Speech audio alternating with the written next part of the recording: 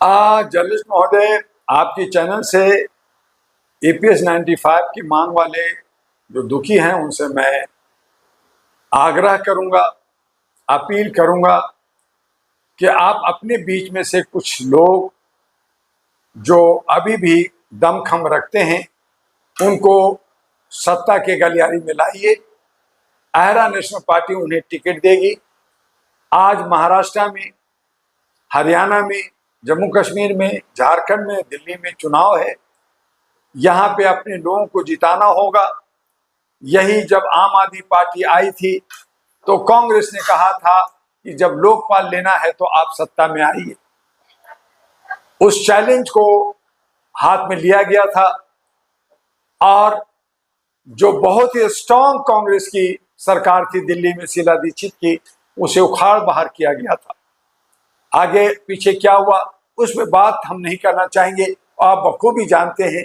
लेकिन आज करोड़ों लोग जो भारत के सभी राज्यों में हैं, वहां के EPS धारी को जो पेंशन नहीं मिला और उनकी हक अधिकार नहीं मिला, उनका पैसा नहीं मिल रहा, तो उसके लिए एक ही रास्ता है कि आहरा नेशनल पार्टी के साथ आए। जहां जहां आहरा नेशनल पार्टी ANP की सरकार होगी, प्राथमिकता के आधार पे सत्ता में आते ही सबसे पहले बुजुर्गों का पेंशन का पैसा उनका दुगना नहीं चौगुना कर दिया जाएगा। उनका पैसा है उनको दे दिया जाएगा और जो बाकी पैसा सरकार के पास होगी उसकी ब्याज भी उनको दिया जाएगा। हम वोटर पेंशन भी देंगे जो वोट देगा।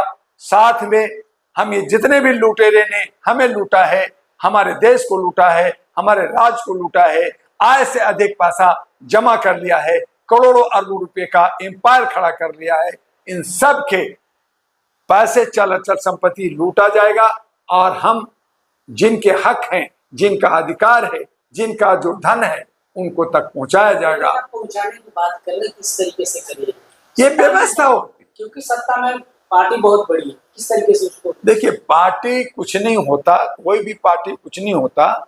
व्यवस्था एक होती है, एक ब्यूरोक्रेट्स की टीम होती है, वहां पे सभी लोग मिलकर काम करते हैं, कानून और कायदा होता है।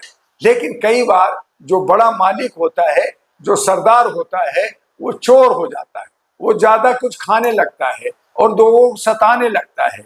लेकिन अगर व्यवस्था ठीक हो, ब्यूरोक्रेट ठीक हो, अगर राजा सही हो, राजा अगर चोरी किसी को ना करने दे तो चोरी रुक सकता है, भ्रष्टाचार रुक सकता है। उसके लिए सुशासन लाना होता है, उसके लिए पारदर्शिता लाना होता है, उसके लिए नियत और नीति बनाया जाता है, उसके लिए कानून बनता है, उसके लिए नीति निर्धारण कर करके अगर हम काम करते हैं और उसी को लोग जो है नहीं मानते, सब लुटेरे लूटने की बात करते हैं, तो उसके लिए एक अच्छा शासक होना चाहिए जो ईमानदार हो, जो सबका साथ, सबका विकास सही माने में करे, ना कि सबका साथ लेके अपना दोस्त का विकास करे, अपना विकास करे। तो सबका विकास हो और उसके लिए हमारा देश धन्य दान है, कोई कमी नहीं है। हमारे क्या इतना ब्लैक मनी है, इतना चोर लोग हैं कि अगर उसी को अगर पकड़ लिया जाए और आय से अधिक कानून बना है, उसका अगर सही ढंग से अगर इम्प्लीमेंट हो जाए, सही ढंग से उसका पालन हो जाए, तो हमारा देश के अंदर 10 साल तक, मेरा डॉक्टर दुआ का कहना है कि भारत के नागरिक को कोई GST, कोई टैक्स देना नहीं पड़ेगा। हमारे पास इतना दौलत है, इतना सोना है, इतना हीरा है, इतना अन्न है कि हम किसी के मोहताज हम हाथ नहीं फैलाएंगे। लेकिन चंद लोगों ने लूट करके, कालाबाजारी कर करके, जमा कर करके बाकी लोगों को गरीब बना रखा है, बाकी लोगों को अशिक्षित कर रखा है, असुरक्षित कर रखा है, स्वास्थ्य में तोड़ रखा है। और चंद लोग जो है स्विट्जरलैंड में, लंदन में और अन्य जगहों में अरबों खरबों रुपया जमा कर रखा है। वो मर जाता है, खप जाता है, कुछ गलत होता है तो भाग जाता है और देश कंगाल की हालत में छोड़ कर करके, यानी कि एक अगर शेर, अब ये कहते हैं मैं शेर हूं 56 इंच का, तो शेर का क्या काम है कि एक शिकार करते हैं भैंसा का और उसके सारे खून पी जाते हैं, उसकी मांस खा जाते हैं और उसकी जो 80 पंजर छोड़ देते हैं। 80 पंजर छोड़ के शेर भाग गया, कहां भाग गया? विदेश भाग गया, अब दूसरी जंगल में चला गया। फिर आते हैं कौन? उस जो थोड़ा बहुत बच भी गया उसके हड्डियों में, पर अस्थि पंजर में तो उसके लोमड़ी आ जाते हैं, कुछ छोटे मोटे कौवे चील लोग आ जाते हैं, उसको भी नोच करके खा जाते हैं, फिर बच जाता है हड्डी। हड्डी बेचारा वहां पड़ा हुआ रोता रहता है। यही कमोबेश हम जनता है कि हमें नोच के खाया जा रहा है और हमारी हड्डियों का विसर्जन भी नहीं होता और हमें वही मैदान में सड़ने और गलने के लिए छोड़ दिया। आपने एक सवाल उठाया कि सत्ताधारी के पक्ष में सिर्फ बात करके देती नहीं।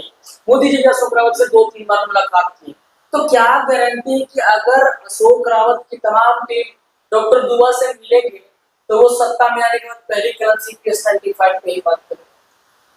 इसीलिए कि सरकार अगर वो पारदर्शी हो, अगर सरकार की नीयत ठीक हो तो वो सारा काम हो सकता है। ये जुमलाबाजी करते हैं, ये बोलते हैं, इनको एक पीएम ऑफिस से इंस्ट्रक्शन मिलता है कि ऐसा करना ऐसा नहीं करना, इसमें हमारा इतना नुकसान हो जाएगा, तो अपना फायदा और नुकसान को देखते हैं।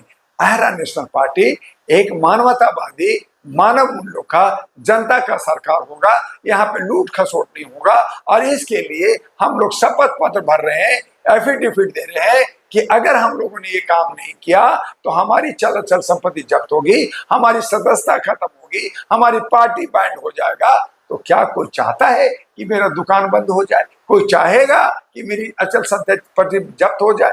तो ये हम लोग वादा लिखित में कर रहे हैं और दूसरी पार्टी ये नहीं कर रही है, यही फर्क है। और इसीलिए मैंने जब कमांडर अशोक रावत जी से मिला था तो मैंने कहा था कि आप आहरा के साथ आइए, आहरा के साथ कदम से कदम मिलाइए। उन्होंने कहा इसमें थोड़ा सा प्रक्रिया है, इसमें समय लगेगा, हम लोग मर जाएंगे, खप जाएंगे, सरकार को जब जोड़ना है, सरकार से अपना हक लेना है। तो मैंने कहा कि ठीक है, मैं आपके साथ हूं, लेकिन सरकार मान कहाँ रही है? उसने कान में कोटन डाल करके और उसने जो है रुआ डाल करके बैठी है, सुनने नहीं चाहती है, देखना ही नहीं चाहती है। एक ब्लैक चश्मा पहन लिया, कान में कोटन डाल लिया, कहा बाकी तुम चौक शोर मचाओ, हम कुछ नहीं। डॉक्टर दुआ प्रिंसिपल को चुनाव लड़ने की हमने बात कर रहे हैं, मौका दे रहे हैं और हम उनसे आह्वान कर रहे हैं, अपील कर रहे हैं कि आहरा नेशनल पार्टी के साथ ज्वाइन कीजिए, आहरा के साथ कंधे से कंधे मिलकर चलिए।